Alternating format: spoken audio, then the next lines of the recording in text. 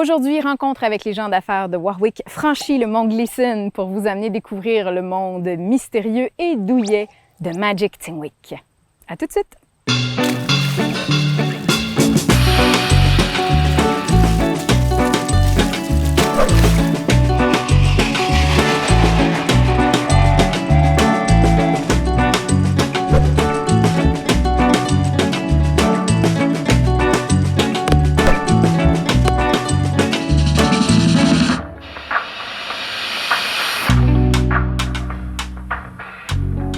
Salut Patrick Lessard!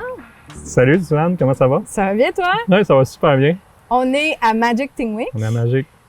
On passe sur la route entre Warwick et Tingwick. On voit l'annonce. Beaucoup de gens trouvent ça très mystérieux, mais n'ont aucune idée c'est quoi. Peux-tu nous dire qu'est-ce qui se passe à Magic Tingwick? Est-ce qu'on danse à la lune en faisant des potions magiques? Non, il y a autre chose. Non, il y a autre chose. À Magic Tingwick, on fait d'hébergement insolite. En fait, on fait de l'expérience de personnes qui viennent en forêt pour dormir et vivre le volet magique de la forêt autour de nous.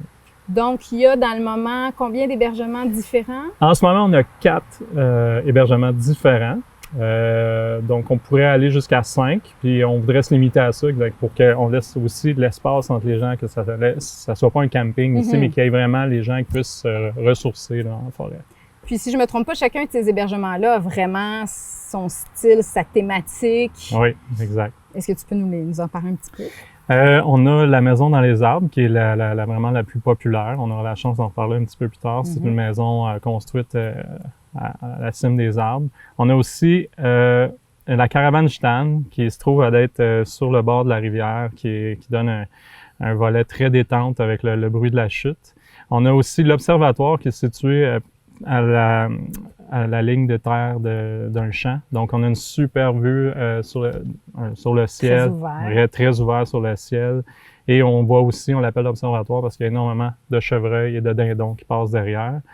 Et on a la petite chapelle qui est en fait un hébergement qui peut accueillir aussi une petite famille. Donc un peu plus grand. Un peu plus grand. Donc, à 2 hébergements qu'on peut accueillir deux familles. Un peu plus de gens. Oui.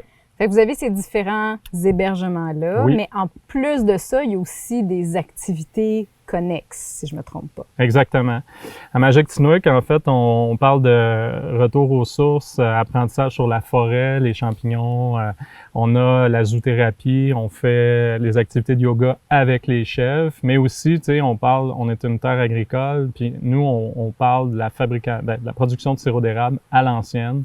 Donc, on va expliquer aux gens à la cueillette, directement à la chaudière, la transformation, des activités sportives aussi liées avec ça.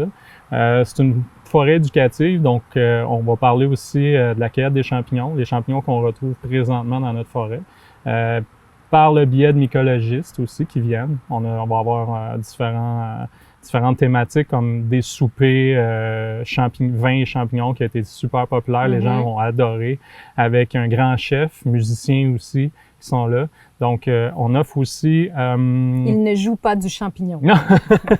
Oui, c'est ça. Fait qu'il y a plein de variétés d'activités en plus.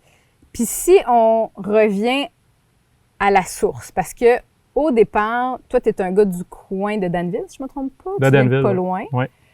Mais au départ, c'était pas déjà un lieu d'hébergement ou d'activité, l'endroit ici. Non. Peux-tu nous expliquer comment on est parti de ton terrain puis qu'on est arrivé à Magic aujourd'hui? Oui, en 2008, l'achat du terrain, c'était dans l'objectif déjà à la base de faire un centre de détente, un centre de santé pour que les gens viennent déjà à la base se ressourcer ici. Fait que de nature même, de la vision que j'avais en 2008, ça a vraiment évolué. Donc, il y avait cette énergie-là qui était déjà mise en place pour cette vision qu'on avait, qui a été réalisée en 2018 sur l'hébergement en forêt. Il y a eu un incendie en 2008 qui ne nous a pas permis, moi j'avais plus les moyens financiers de développer tout ce projet-là. Ça vient changer les plans. Là. Ça vient changer les plans. On n'avait pas nécessairement eu l'argent nécessaire pour continuer les projets. Et en 2018, il y a eu une tempête de vent. Donc, une des maisons qui avait été construite à l'époque avait subi un lourd dommage et j'avais décidé sans contredit, personne croyait à ce projet-là de rénover cette maison-là qui était un peu abandonnée. Et c'est la rencontre avec ma conjointe à ce moment-là, en 2018, la création de l'histoire d'amour qui s'ensuit. Puis je pense que ça vaut la peine de le raconter quand même un peu plus parce que juste ça, c'est assez magique. Puis je pense même que le nom vient un peu de là. Exact. Parce que vous vous êtes pas rencontrés sur Tinder ou dans une discothèque de Victo. Non, pas du tout. C'était comme dans la rivière, si je me trompe pas. Oui, mais en fait, durant la rénovation, c'est une température exactement comme aujourd'hui, à 28-30 degrés. On rénovait dans la forêt, on avait très chaud avec un de mes amis. Puis j'entends les deux jeunes demoiselles se baigner au bord de la rivière. Donc, fait que là, on avait chaud, on a décidé d'aller se tremper les pieds. Et j'ai rencontré ma conjointe à ce moment-là, lui disant que je rénovais une maison dans les arbres. Ça l'a rendu... C'est quand même un pas pire pick-up line, tu sais. Puis elle a dit « je vais aller voir, je vais t'aider », tu sais. Puis on a finalement tout de suite embarqué dans le projet. Elle s'est mise à rénover avec moi. Elle n'est jamais repartie de Magic Tinook. Puis durant cet été-là, on vivait un peu, tu sais, l'été de nos 16 ans. Et puis, on avait un groupe Facebook qu'on avait appelé l'été Magic Tinook, d'échange de photos avec nos amis où on s'est baigné, on avait des bons souvenirs. Et de là vient le nom Magic Tinook. Donc, la magie est aussi dans tout l'aspect de vous deux, de votre symbiose aussi, parce que je pense que même dans l'entreprise, dans la façon de la gérer, de la développer, dans tout ce qui fait votre marque de commerce, il y a vraiment vos deux expertises, vos deux talents dans ça. Vous êtes complémentaires, là. Ma conjointe, c'est Geneviève, est plus dans la création. Elle, c'est vraiment le souci du détail. Elle dit toujours le diable est dans les détails, mais c'est un vrai petit diable. Elle est vraiment elle est une spécialiste en marketing aussi, puis d'accueil, puis toujours dans la logique, les idées qui s'enchaînent au niveau de la magie. Donc, puis moi, je suis derrière le constructeur. Personne qui va mettre l'épaule à la roue, les choses en action, et puis qui va continuer à mettre en valeur ses rêves aussi là-dedans. Là, tu sais. Ouais. Fait que c'est un monde magique qui est créé. Il y a une espèce de sorcière de la beauté et de constructeur de la pratique. Oui, le petit volet sorcière, ça me fait rire, mais tout est noir ici, mais ça l'anime, dans le fond, la magie, parce que le monde noir, dans le fait, nous amène à voir souvent la lumière derrière tout ce qu'on voit pas. Et ici, on le remet vraiment en lumière. Puis, tu l'as dit, ta conjointe est spécialiste du marketing aussi, et on sent dans tout ce qu'il y a ici vraiment une ligne directrice, un branding très, très clair. Tout est pensé, que ce soit dans les couleurs, dans l'ambiance, même, il y a des animaux qui se promènent partout sur le site. Ils sont tous noirs. Il y a vraiment... c'est clair qu'il y a une cohérence dans tout ça. Pourquoi c'est important pour vous, ça, vraiment, cette image-là? En fait, le noir soulève, dans le fond, le côté mystique. Et on part d'une ligne directrice sur la magie, tu sais, parce que la magie, elle se trouve partout dans notre forêt. Puis quand on la retrouve dans nos yeux, quand on la redécouvre, tu sais, d'une fille de Montréal qui redécouvre la magie d'une forêt et la découverte de champignons, et puis moi qui trouve à travers ses yeux, dans le fond, la magie de tout ce qu'il y a. Donc, le noir vient un petit peu... c'est une espèce de révélateur. De révélation, là, tu sais. Oui, tout est noir, mais tu sais... Par exemple, les animaux, on explique souvent qu'il y a beaucoup d'animaux qu'on a récupérés ici qui sont des animaux rescue, tu sais. Puis souvent, on dit les animaux noirs sont plus souvent abandonnés que les autres. Ouais. Donc, ça fait un lien aussi avec les animaux, tu sais, toute la noirceur qu'on découvre. Votre mission d'entreprise, ça serait quoi, Patrick? Comment tu la décrirais? En fait, le mot... magique, c'est justement la mise en valeur de ce qu'on retrouve directement dans notre forêt. C'est vraiment ça, le rendre éducationnel. On est parti d'une petite terre qui avait un cadre très précis. On est une érablière, on a de l'ail des bois, c'est une zone protégée, on peut pas faire ce qu'on veut. On n'est pas assez gros pour produire en masse une activité agricole raisonnable. Donc, notre mission, c'est de favoriser, dans le fond, l'approche des gens de partout qui viennent pour découvrir la production régionale à l'ancienne, puis se l'approprier ça. Puis la mission aussi dans le Tinook, Magic Tinook, c'est de mettre en valeur énormément les producteurs autour. Parce que sans les producteurs autour de chez nous, sans les vignobles, les petites fermes autour. Les gens viennent passer une semaine chez nous, puis ils ont plein d'activités à faire. Fait que moi, ça rentabilise mon projet aussi, puis les gens, ils en sortent avec des parcours qui sont déjà montés avec vraiment ils reviennent une belle variété, puis c'est ce qui fait la force de notre région. La valeur, c'est de la mettre justement en valeur, cette belle région. On a parlé de la maison dans les arbres brièvement tantôt. On s'arrête quelques secondes pour aller vous la présenter un peu plus en détail. La maison dans les arbres à Magic-Tingwick, c'est l'un des hébergements qui fait le plus parler de lui. Pourquoi? Venez voir, vous allez comprendre. Il était une fois, il y a très longtemps, les anciens propriétaires du terrain ici étaient des artistes qui faisaient des décors de cinéma. Entre autres, M. Marc Ricard. Lui avait récupéré sur le plateau d'une série française qui s'appelait Quai numéro 1, un décor d'une serre d'une famille riche. Il avait amené ça ici et c'était devenu à l'abandon avec le temps quand les propriétaires actuels de Magic-Tingwick ont fait de la magie pour transformer ce lieu-là dans la fabuleuse maison dans l'arbre où tout le monde peut venir passer une nuit fabuleuse.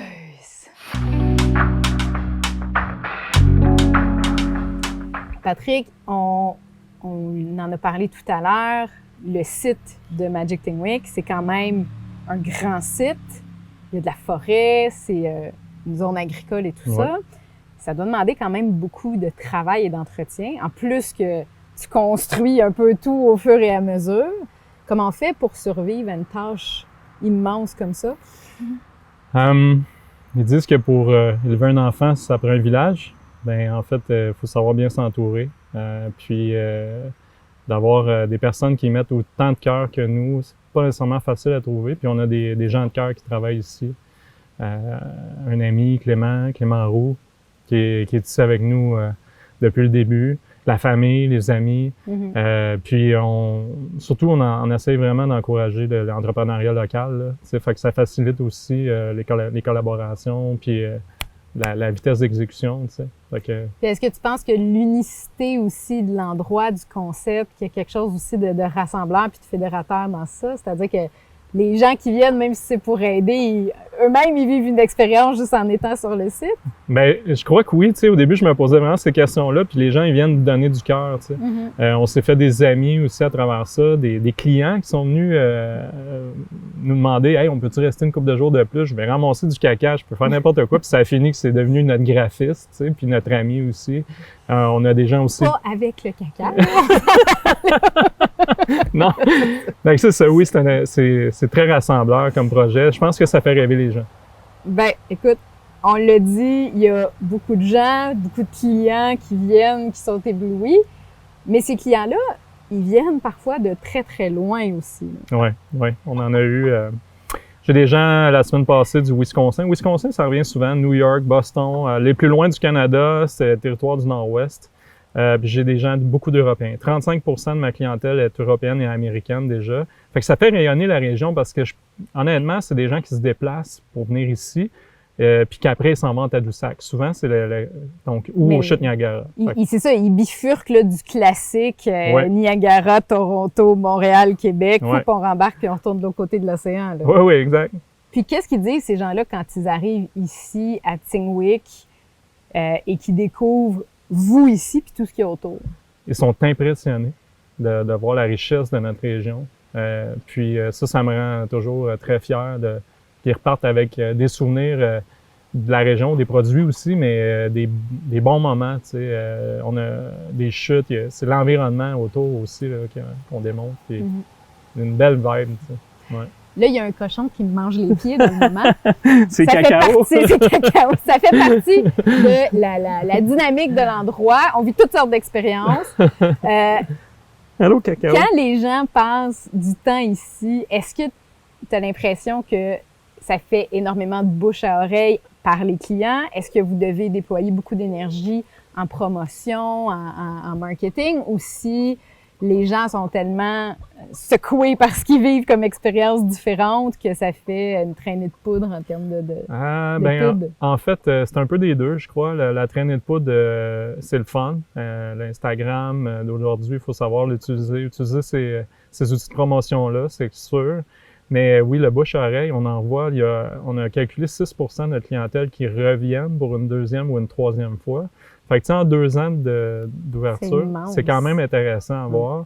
Et puis, les gens nous rappellent pour louer le site au complet, pour des conférences ou pour des activités yoga, être plutôt de façon à créer des petits colloques ou des lacs à l'épaule, par exemple. Fait que oui, il va y avoir d'autres choses qui vont se créer avec ça, puis on est très fiers de ça. C'est vraiment un site qui est plein de possibilités aussi. Oui. On le découvre en même temps que ça l'avance. On trouve une nouvelle idée en dessous d'une roche ou d'un cochon. Il y a beaucoup de gens de l'extérieur, on l'a dit, qui font ça comme en touriste un peu, si on veut. Dans les gens vraiment de la région proche, est-ce qu'il y en a beaucoup aussi qui viennent voir c'est quoi cette bébête-là de Magic Thing Week, puis qui viennent vivre l'expérience, même s'ils habitent à Victo ou à Drummond, ou quitte à pas dormir, à juste vivre les activités? Oui, on a, les balades d'alpaga sont très populaires avec les gens de Trois-Rivières, les alentours, là, tu sais, Sherbrooke, tout ça, Victoriaville, Warwick.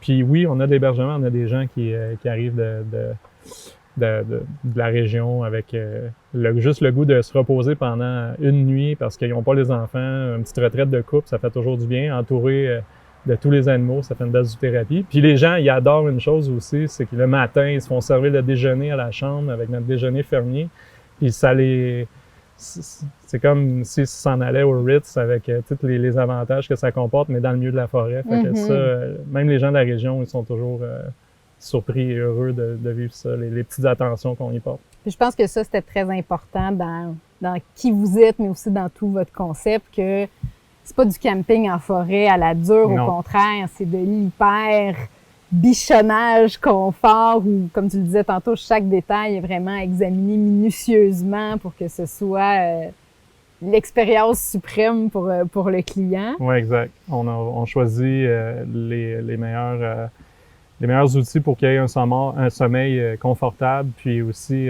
c'était très important de mettre en valeur nos produits fermiers, nos produits de la ferme. Fait que ça faisait partie de notre plan d'affaires. C'était une obligation aussi à rencontrer pour avoir les autorisations. C'est de promouvoir l'agriculture. Donc, la promotion de l'agriculture à travers nos expériences culturelles et d'expérientielles, ben c'est ça, de mettre en valeur une terre agricole avec un petit potentiel. Comment exploiter ce petit potentiel-là, le rendre aussi grand qu'il est possible maintenant. Parce que c'est ce que tu expliquais aussi, que ici, oui, c'est une terre agricole, mais à la grosseur qu'elle a puis à la forme qu'elle a, on pourrait pas faire un champ de maïs avec ça ou faire pousser des radis à grandeur. Là. Sans la stratégie d'affaires qu'on a créée, on n'aurait pas, on serait pas capable de créer une entreprise rentable parce qu'on n'aurait jamais assez de production ou assez grand terrain. Donc, c'est notre modèle d'affaires de faire vivre de l'expérience aux gens. Puis toi, comme entrepreneur, quand tu as ce canevas-là, donc ce terrain-là que tu vois qui a un potentiel, mais qui a aussi beaucoup de limites puis de balises que tu peux pas dépasser, est-ce que c'est un défi stimulant ou est-ce que tu te dis, ouf, ça va être difficile de trouver un projet qui va cadrer avec ça? T'sais, est-ce que tu t'arraches les cheveux ou les idées sortent toutes seules? Les cheveux tombent tout seuls et blanchissent beaucoup. Ouais, la magie peut rien. Oui.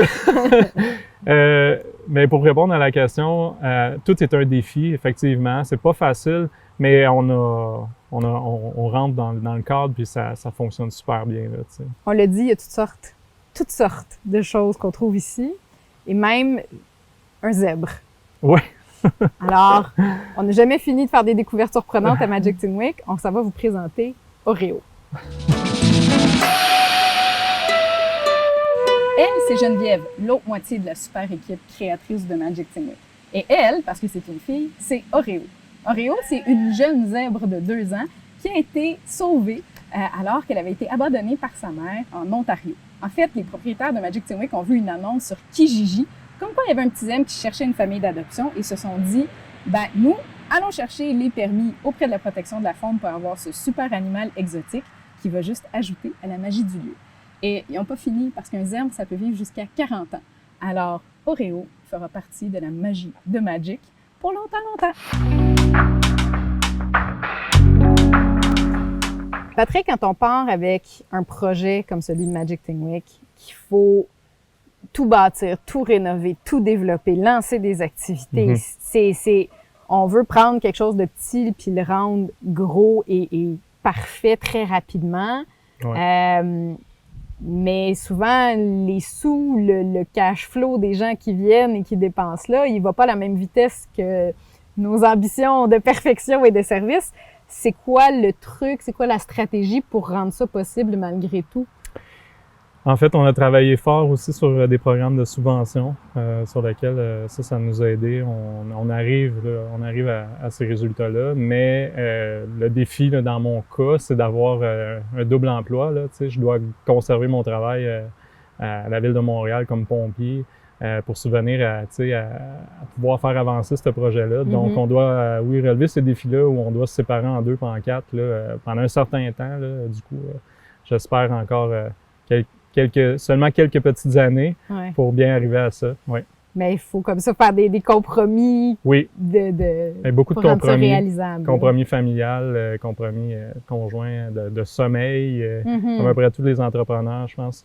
Dans le fond, il y a une forme de déséquilibre. Il y a une forme d'équilibre dans le déséquilibre qu'il faut apprendre à suivre, puis qui nous apprend beaucoup. C'est un enfant là, qu'on apprend à découvrir comme parent. C'est une entreprise qui est un enfant aussi. Là, ça prend vraiment, je présume aussi à ce moment-là, une vision commune, puis un engagement dans l'ensemble de tout ça qui est pareil des deux côtés aussi. Oui. Puis la vision, des fois, il faut la remettre en place. La vision, elle reste toujours l'objectif, mais des fois, les barrières ou ce qu'on avait comme idée, nécessairement, on le fera pas parce qu'il n'est pas nécessairement rentable. Donc, il y a des réajustements à faire, puis c'est le défi d'entrepreneur qui est le plus grand ici. Il y a tellement à faire. Là, le fameux recalcul en cours, il revient de temps en temps. Oui, exactement.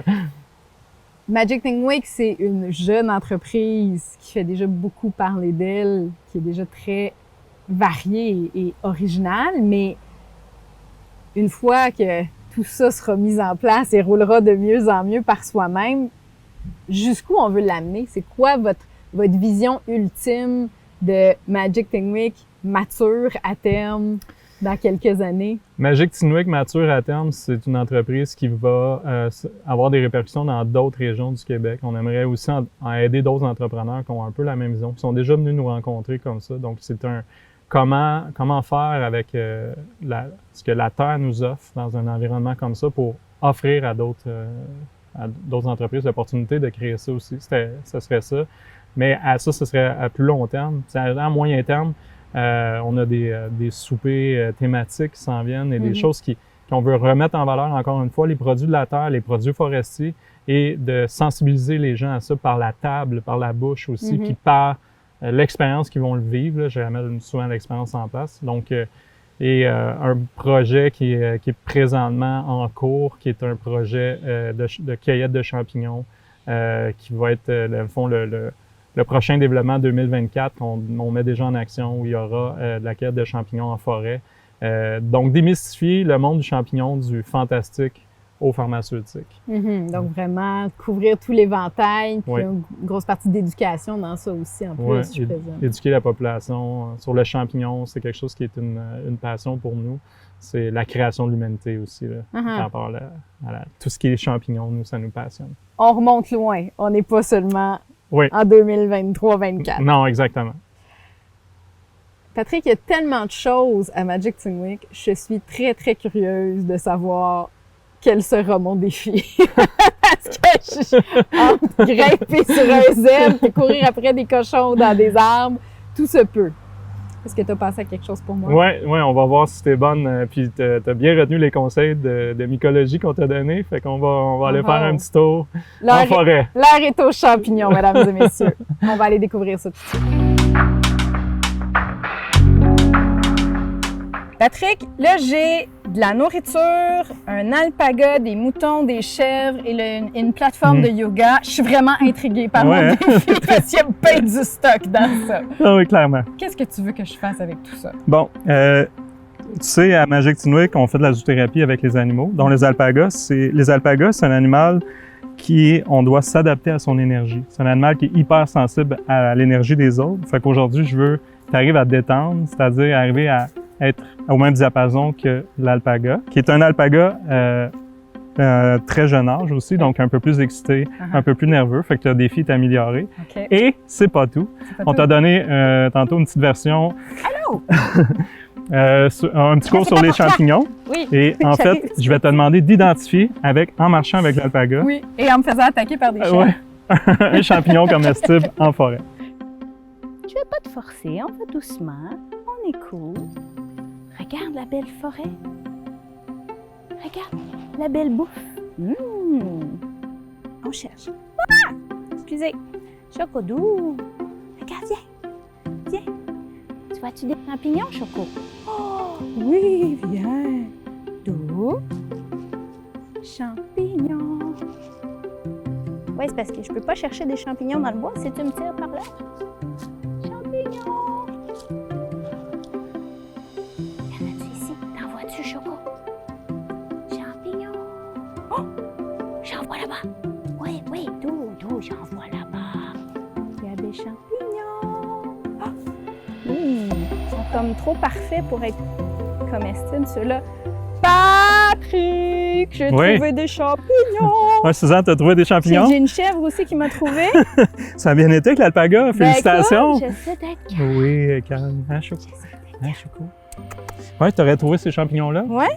Est-ce que tu crois qu'ils sont comestibles? Ben, ils ont plus l'air d'être des champignons d'Instagram que des champignons de nourriture. Effectivement, ils ne sont pas comestibles, donc tu as quand même trouvé une belle talle de champignons. Oui. Fait que félicitations, tu as merci, relevé quand même ton chèvre défi. Par contre, je t'inviterais à venir faire une belle formation en mycologie chez nous pour pouvoir faire un vrai repas et pas m'empoisonner. Exactement. Merci. Ça fait Merci, plaisir. Choco. Merci, Barbiche. Merci, Choco. Je vais aller faire du lavage. Et à vous, on donne rendez-vous très bientôt pour un autre épisode de rencontre avec les gens d'affaires de Warwick et des environs. À bientôt. Merci Suzanne. Bye.